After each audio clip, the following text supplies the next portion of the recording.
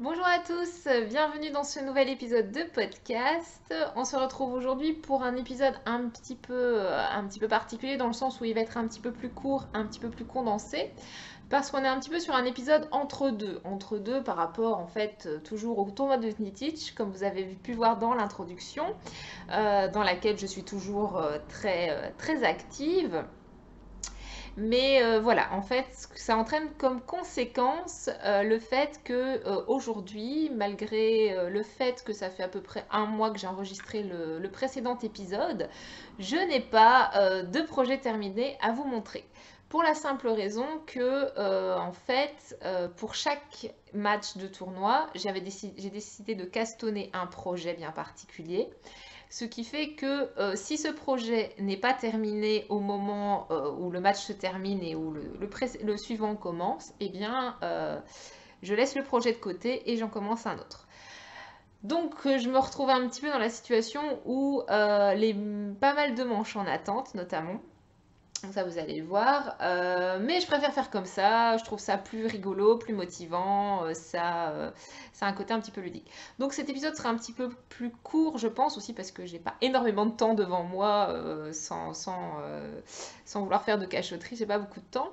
Mais j'avais quand même envie de tourner, histoire quand même de voilà, marquer le mois d'octobre. Et puis pour pouvoir vous présenter la fois prochaine un épisode un petit peu plus classique.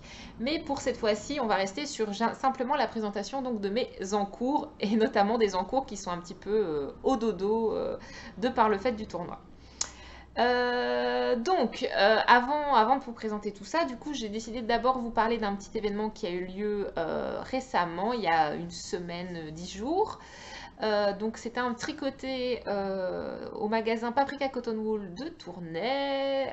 Ce magasin, donc, on a été accueilli par Christina, la gérante, qui nous a reçus pour bah, voilà, sa boutique et pour tricoter tous ensemble au niveau au niveau des acheteuses et puis avec des gâteaux. Enfin, il y avait plein de trucs à boire. C'était super, vraiment très agréable.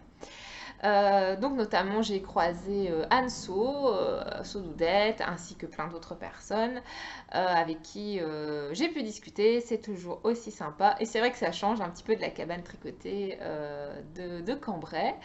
Et l'avantage aussi de ce magasin-là, c'est que du coup on peut aussi y trouver d'autres marques. Donc j'ai quand même fait quelques achats, mais voilà, depuis juin, j'avais plus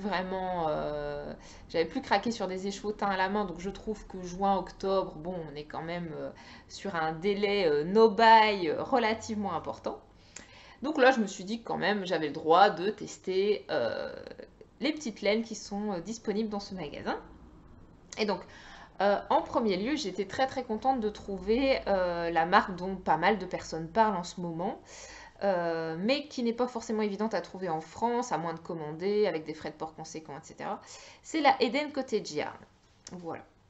Et donc, je suis tombée sur la qualité Titus, qui est Merino Soie. Je pense que c'est la qualité dont a parlé Fille d'hiver quand elle a fait son pull joli avec la dentelle ici. Je me trompe peut-être, mais il me semble que c'est celui-là. Et donc voilà, donc Eden Cottage Yarn. Et donc le coloris, on est sur un espèce de vert sauge, alors, comme d'habitude. J'ai l'impression que la caméra a un petit peu du mal aujourd'hui, notamment à cause de la luminosité qui est pas terrible. Il est 17 h, on commence à être l'hiver, donc là j'ai allumé toutes les lampes. Donc c'est un petit peu pas terrible. Et donc la qualité Titus Coloris Slate, voilà. Qui est donc un vert sauge très. Alors moi j'aime bien parce qu'on n'est pas sur un vert très vif, on est plus sur quelque chose de désaturé. Ça me fait penser un peu à aussi un vert menthe, enfin menthe mais plus désaturé. Enfin c'est vraiment très sympa. C'est vraiment très sympa. Et en plus, l'avantage ici, c'est qu'on est sur 400 mètres. Donc, il y a quand même du métrage.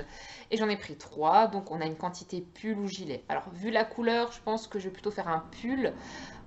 Puisqu'un gilet va impliquer forcément des superpositions. Et j'ai pas trop envie qu'il y ait trop de couleurs mélangées par rapport à ce coloris-là. Donc, je vais rester sur un pull, je pense. Je ne sais pas encore quel modèle, mais alors des modèles, il y en a plein qui me font de l'œil. Il y a encore plein de modèles de Rory en pull fingering que je n'ai pas fait, que j'aime beaucoup. Donc je pense que je lui trouverai une utilité sans souci. Et alors l'autre achat dans le même magasin, alors là par contre c'est de la laine que je connaissais, que j'avais déjà acheté, mais j'ai quand même été assez conquise par sa qualité, donc j'en ai repris. Et là il s'agit de la Common Thread Uncommon Everyday. Voilà. Et là, la couleur, c'est un gris, mais avec des petites touches de marron. Donc, on est sur le coloris Toast. Voilà. Donc, vous voyez, on est sur... bon, là, encore une fois, la luminosité n'est pas terrible, terrible. Donc là, vous le voyez un petit peu trop clair. Ouais, ouais, ouais. Voilà, il est un petit peu plus... Voilà. Il est un petit peu plus, comment dire, lumineux que ce que vous voyez là à l'écran. À voir après si j'essaye de rajouter de la luminosité sur la vidéo. Mais voilà, donc un coloris très très neutre, très facile, très basique. Donc pareil, j'ai pris une quantité pull ou gilet, parce que là je pense que comme on est sur un gris en gilet, il n'y aura pas trop de difficultés pour la sortir avec quelque chose. Donc là pareil, j'ai pas une idée précise, mais j'ai encore une fois dans la liste de mes favoris sur Ravelry quand même pas mal de possibilités. Donc je sais que je trouverai un projet, mais en tout cas, ça remplit un petit peu mon stage qui s'est un petit peu vidé quand même ces derniers mois, vu que le rendement tricot était plus important que les achats. Comme quoi, tout arrive. Donc voilà, c'est deux achats, voilà. Couleur très neutre, ça change des bleus actuels que j'ai tendance à tricoter, donc c'est très bien. Donc voilà pour cette première introduction et je vais quand même du coup passer à ce que j'ai tricoté dernièrement.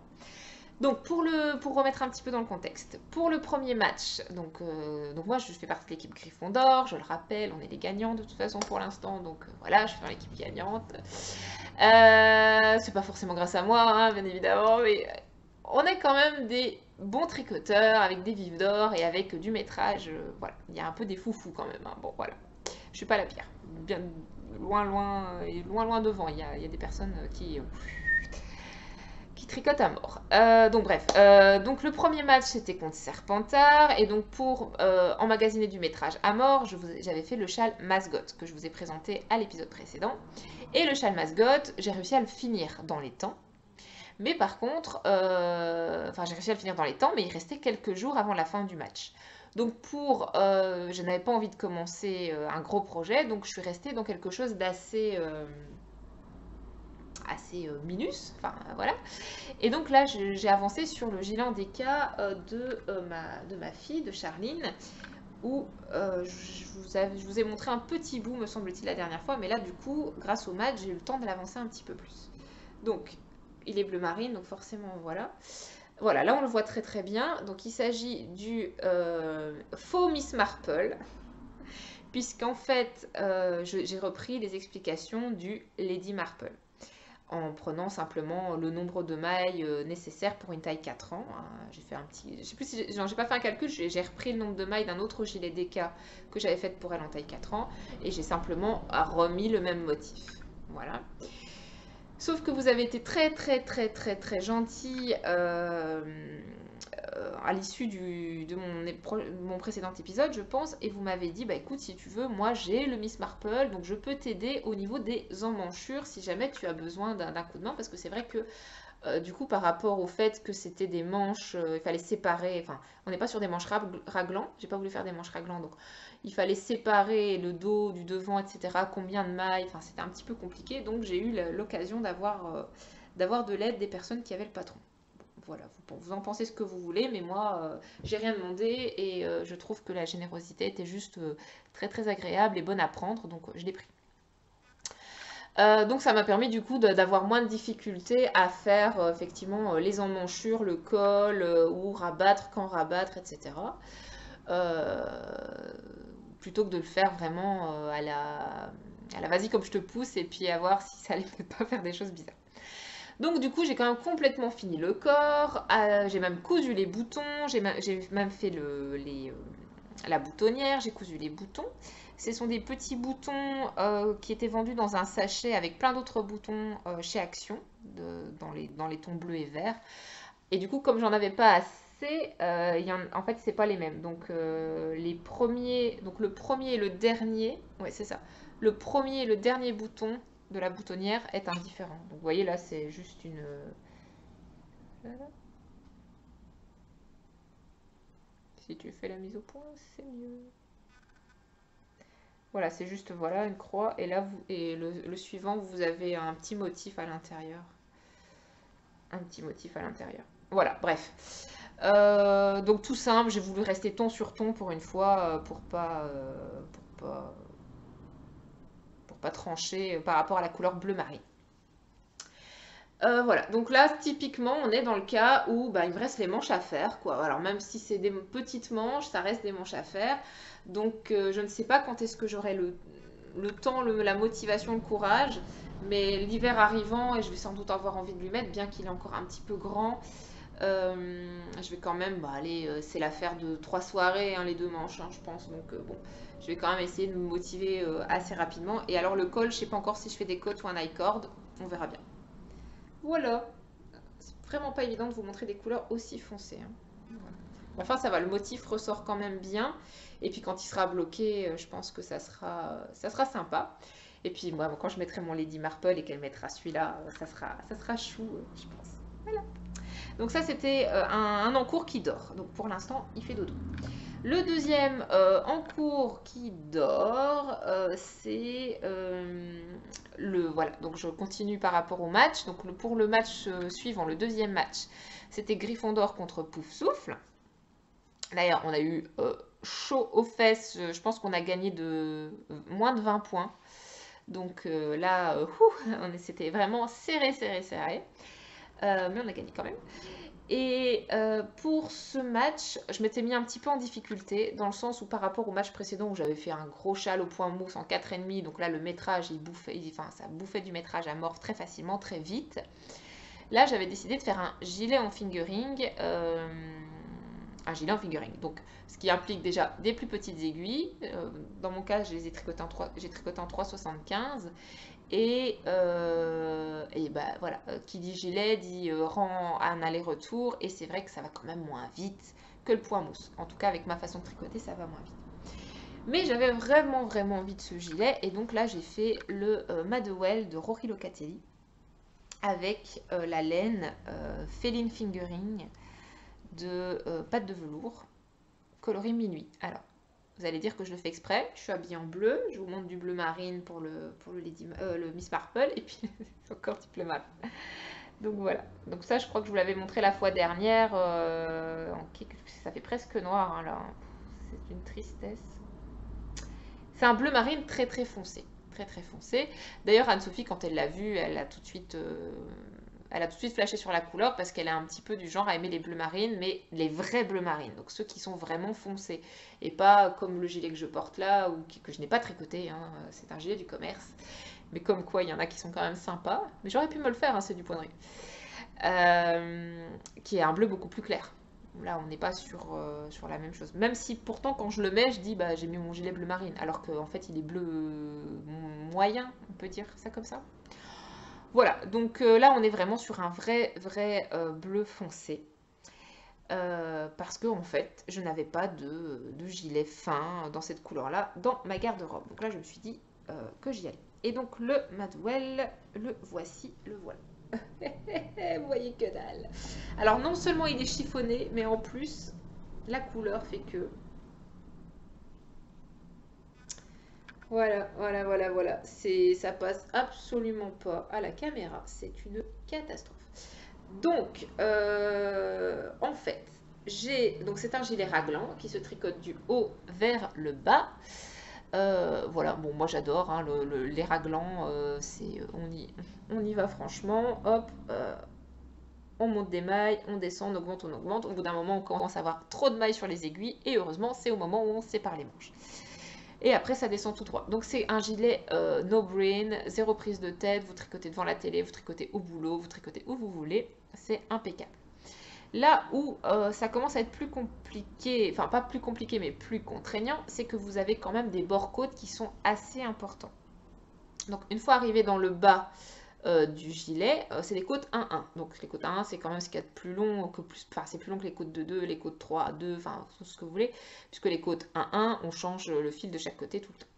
Donc on a quand même 7 cm, 7-8 cm de côte 1-1 à faire dans le bas, avec le rabattage, que moi je rabats, je fais pas un rabattage élastique, mais je fais un rabattage simplement normal, mais en tenant compte de la manière dont la maille se présente. Donc comme c'est des côtes 1-1, bah, un coup je rabats dans un sens, un coup je rabats dans l'autre. Donc l'aiguille vers l'avant ou l'aiguille vers l'arrière. Ça c'est très simple, vous pouvez trouver des tutos sur internet, sur YouTube.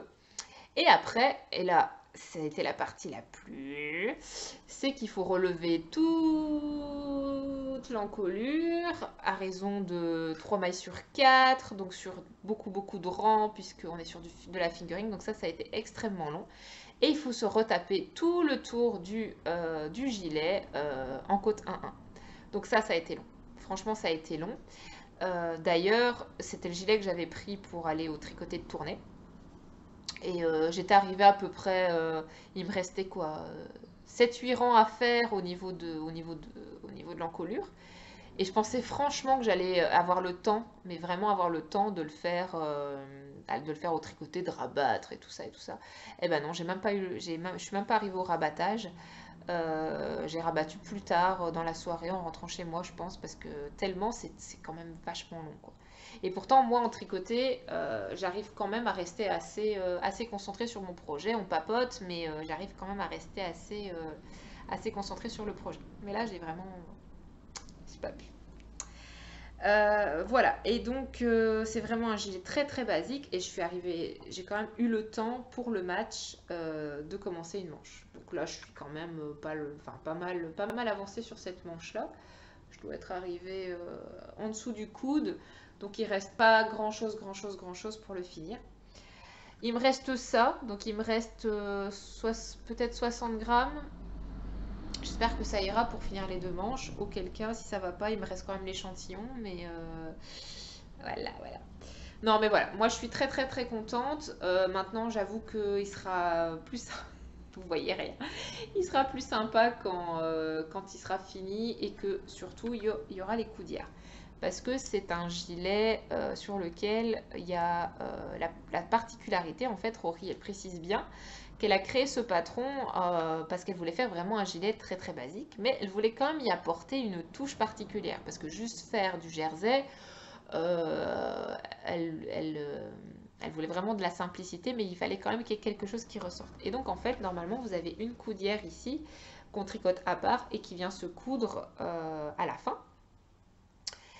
Alors, je me suis posé plusieurs fois la question, est-ce que je la fais, est-ce que je la fais pas? Parce qu'après, si je fais une coudière avec de la couleur, ben, le gilet n'ira plus avec tout, parce que pour l'instant, il est quand même hyper basique, etc. etc. Donc, bon, on verra. Du coup, je suis pas encore sûre à 100% de faire la coudière, mais je pense que je vais quand même la faire, parce que ça donne quand même tout l'intérêt du gilet, c'est quand même super sympa. Maintenant, à voir les couleurs que je choisis.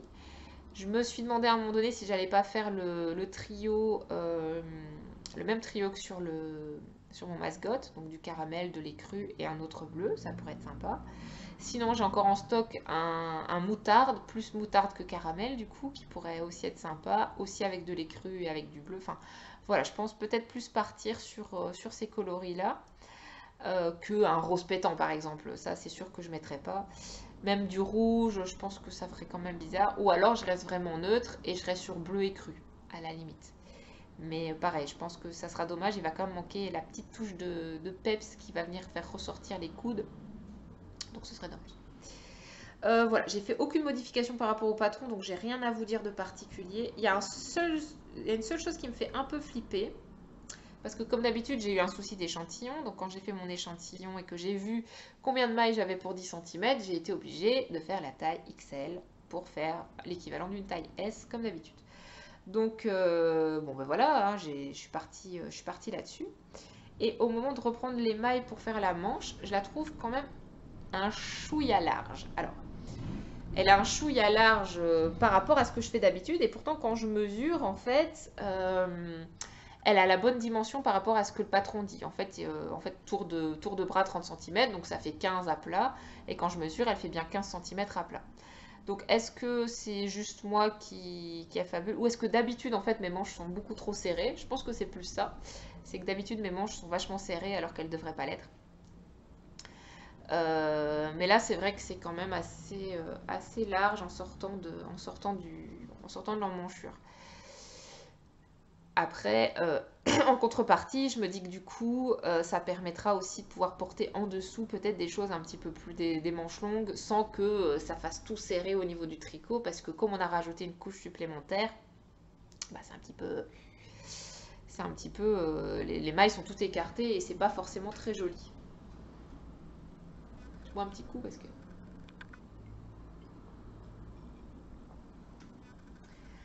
Mais voilà ce que je peux dire sur ce gilet. De toute façon, j'en reparlerai en projet fini. Je pense que ça sera beaucoup plus intéressant de vous montrer tout ça en projet fini. Là, malheureusement, ce sont des encours qui restent un petit peu au dodo. Alors, du coup, j'ai l'impression de ne pas avancer, de ne pas tricoter, d'avoir rien à vous dire, alors que finalement, en termes de rendement, je trouve que je suis quand même pas mal, quoi. Je suis comme d'habitude, voire même un peu plus, parce qu'il y a le match, parce qu'il y a les matchs et il y a le tournoi. Mais le fait de ne pas finir les projets, ça la fout mal. Donc, je pense que pour le prochain épisode, le prochain match, le quatrième, il va falloir que je fasse les manches. Alors c'est pas hyper rentable parce que je pense que du coup je vais avancer moins vite en métrage, mais je pense que je peux pas me permettre, enfin à mes yeux, je ne peux pas me permettre de faire un projet supplémentaire encore en laissant tout ça en encours. Ça serait parce que là en fait il y a encore des encours que je vous montre pas parce qu'ils n'ont pas avancé depuis la dernière fois. Il y a la paire de chaussettes roses que je vous ai montré la dernière fois et il y a le pull. Et il y a le pull caramel à rayures noires. Donc ça c'est pareil, il est au dodo parce que je n'avais pas commencé les manches, j'avais pas encore eu le temps de faire les manches au moment où le premier match a eu lieu. Donc je l'ai mis de côté. Donc j'ai quand même 1, 2, 3, 4, 5 manches à tricoter, 5 manches et demie si on compte celles qui ont terminé. Bref, on reprendra tout ça en temps voulu. Et sinon, pour le projet actuel qui m'occupe depuis mardi dernier, il s'agit d'un gros gilet. Donc cette fois-ci, j'ai pris le parti pour le match de refaire un gilet, mais plus gros que le gilet en fingering pour voir si ça allait bouffer plus de métrage. Donc j'ai choisi un gilet tout doudouneux, parce que j'avais envie d'un gilet tout doudouneux. Alors pareil, les gros gilets écrus, je n'en ai pas. J'avais tricoté le filémon à l'époque que j'ai détricoté, donc de toute façon maintenant je ne l'ai plus. Et là, je suis partie sur cette qualité de laine que je trouve exceptionnelle. Alors, je ne sais pas comment elle vieillit, je ne sais pas comment elle sera après lavage. Enfin, si, j'ai fait l'échantillon, mais après plusieurs lavages, je ne sais pas ce qu'elle fera après d'être portée. Je ne sais pas si elle va foutre des poils partout. Mais en tout cas, pour l'instant, c'est un vrai bonheur. C'est un vrai bonheur. Et même sur le coup, ça va. Donc, c'est la Drops R. Voilà, couleur tout à fait unie. Et on est sur la qualité de laine. 100%, donc voilà, je vais y arriver. 70% alpaga, 23% polyamide, 7% laine. Et elle se tricote en 5 mm. Donc on est sur de la qualité worsted. Elle est vraiment très douce, très moelleuse, très agréable. Par contre, à tricoter, comme il y a quand même pas mal de poil, elle accroche un petit peu aux aiguilles. Moi qui ai tendance à serrer en plus, au moment où les mailles repassent sur l'aiguille, faut un petit peu pousser plus que nécessaire, mais ma façon de tricoter y est pour beaucoup. Voilà. Et donc avec cette grosse laine, je fais un gros gilet doudouneux qui s'appelle le Mezzi. Le Mezzi de Elizabeth Smith, qui n'est pas très connu, visiblement. Il n'a pas été beaucoup tricoté. Je l'ai encore jamais vu passer dans un podcast, me semble-t-il. Pas trop entendu parler, j'étais tombée dessus par hasard sur Ravelry, je l'ai mis dans mes favoris et puis là je l'ai ressorti pour le tricoter pour cette laine. Alors par contre j'ai quand même bien avancé. Donc là je suis contente parce que je suis à presque à 7... Ouais, je suis à 750 mètres de tricotage. Donc, je suis plus très loin du vif d'or, les amis.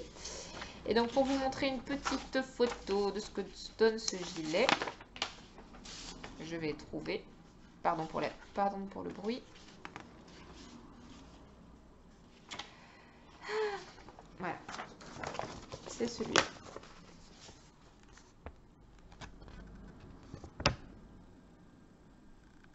Merci. Donc on est sur un gilet qui ne se ferme pas, à col châle. Je sais pas si vous avez bien vu ou pas. Voilà.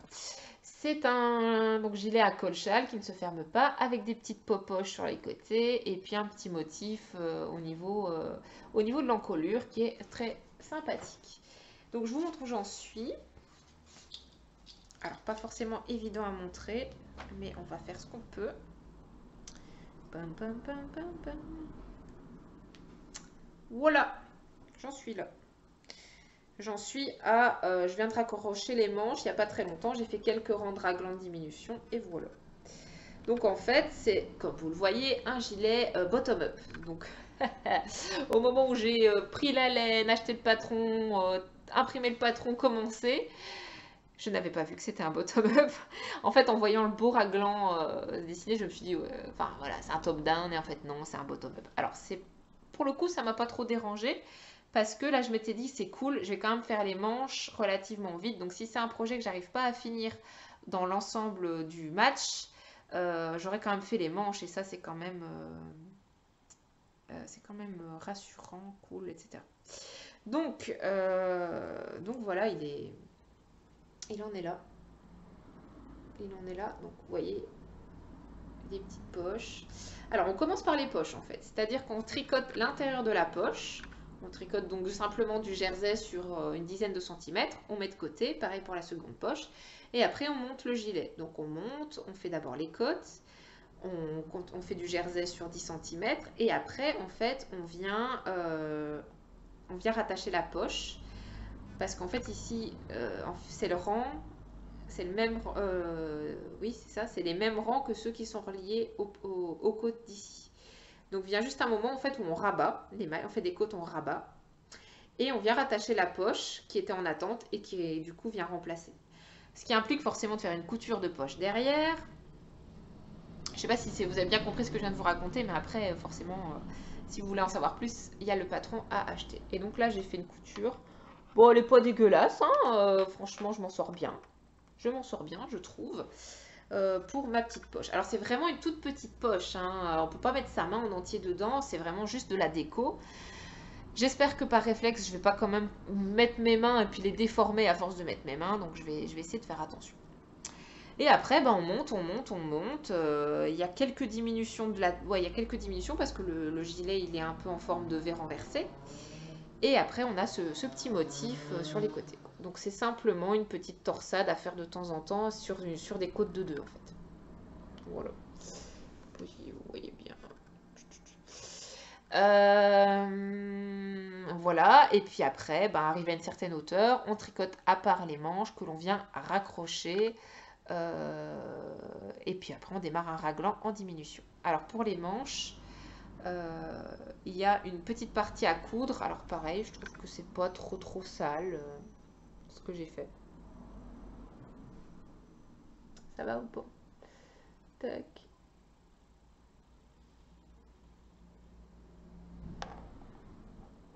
Enfin voilà, on est juste sur une couture jersey contre jersey. Et puis après, on passe le fil pour faire. Donc c'est un gilet vraiment qui va être très doux, très chaud. Ce qui me fait le plus peur, je vous dis, c'est peut-être la tendance des poils à s'accrocher un petit peu aux vêtements qu'il y aura en dessous. Donc j'espère et au manteau qu'il y aura au-dessus. Donc j'espère quand même que ça va pas trop plucher. J'ai eu des très bons retours sur cette laine, même après coup, où les filles qui l'ont tricoté ont dit bah voilà, elle a bien vieilli, elle bouloche peut-être un petit peu, mais pas tant que ça compte tenu de la laine que c'est.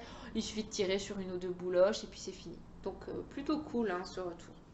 Et contrairement au gilet Madewell, je trouve que les manches sont un peu serrées. La fille hyper chiante qui est jamais d'accord.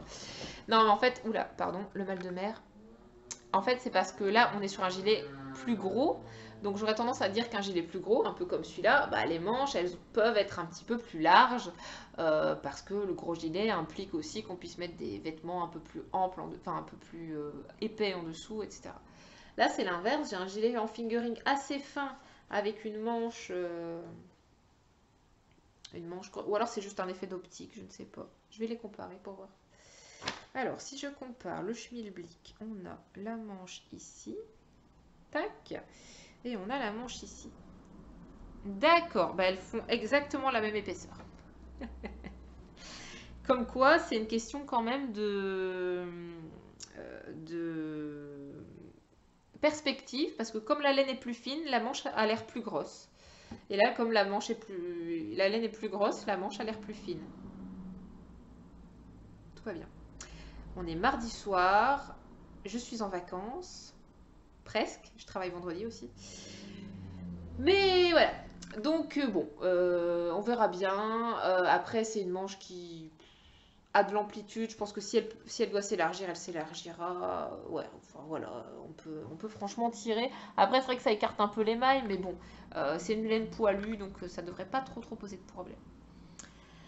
Donc ça roule assez bien cette affaire. Il me reste 2 pelotes, j'en ai utilisé 5 pour l'instant. Il me reste 2 pelotes, donc je pense que d'ici, ça sera fini pour la fin du match. Là, il y a encore mercredi, jeudi, vendredi, samedi, dimanche. Ouais, le gilet il sera fini pour la fin du match. Donc cet encours-là, il sera validé. Et pour le match suivant, comme je vous le disais, ben, à mon avis, on va quand même plus être sur des manches à faire. J'ai pas très envie, hein, j'avoue. Et d'un autre côté, j'ai pas un projet bien fixe à commencer, qui pourrait être bien pour un match. J'ai pas de projet là où je me dis, ou alors le boxy, mais le boxy, j'ai pas envie de le faire maintenant. Ou alors, je peux commencer un autre gilet en DK, mais c'est un gilet avec des torsades, donc je suis pas sûre qu'au niveau de la rentabilisation tricot, temps, métrage, ça soit suffisamment intéressant pour le match. Donc je pense que là, en fait, pour le prochain match, je vais inscrire 1, 2, 3 projets différents et faire les manches. Ça va être top. Et oui, et oui, et oui. Mais voilà, en tout cas, celui-là, je suis assez contente. En plus, j'ai déjà rentré tous les fils. J'ai déjà tout cousu, les manches, les poches. Je suis trop au taquet. Il va être quand même vachement sympa, vachement chaud, doudouneux. J'ai vraiment hâte de le mettre. Voilà. Donc n'hésitez pas, hein, je sais pas, j'imagine que vous le connaissez pas trop ce modèle, mais j'espère que ça vous plaît et que j'ai pu vous faire découvrir un chouette modèle sur Ravelry. Voilà pour ce que je pouvais vous dire. Donc je vous dis, hein, il y a encore les encours chaussettes et l'encours du pantalon. Du pantalon. Ah oui, je suis en train de tricoter un pantalon. Ma caméra ne veut plus me voir.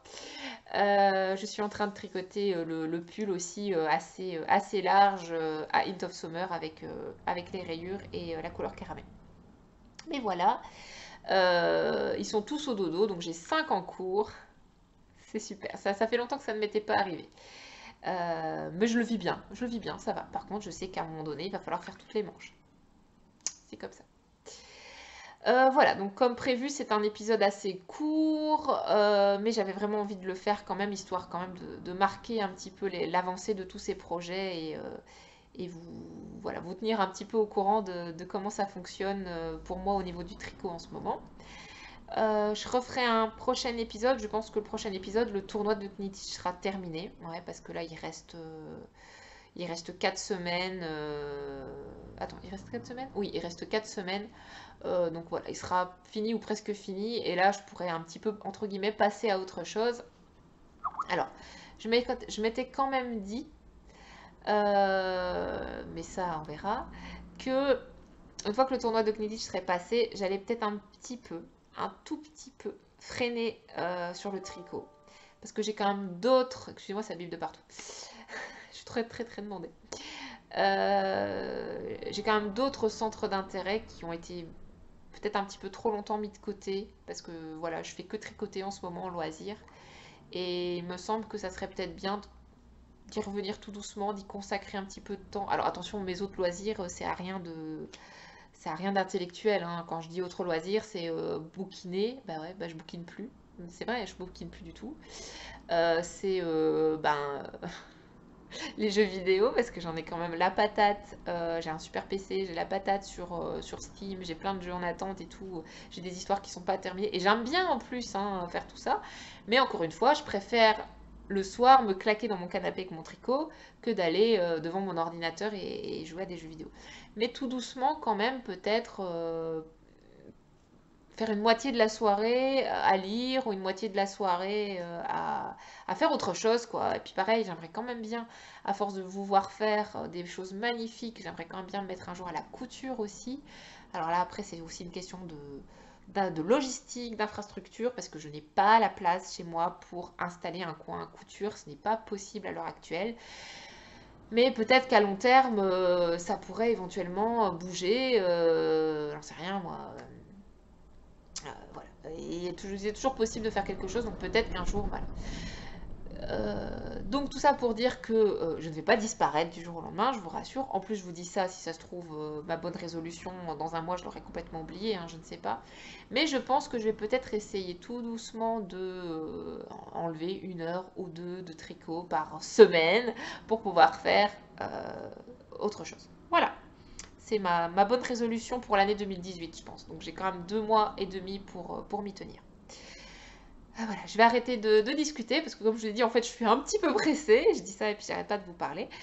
Donc j'espère que cet épisode qui est un petit peu pas commun, qui est un petit peu plus déstructuré que d'habitude, hein, d'ailleurs j'aime pas trop ça, mais bon voilà, j'espère que ça vous a quand même plu. Je vous souhaite à tous et à toutes un bon tricot, un bon mois de novembre et on se retrouve dans 4 ou 5 semaines. Salut!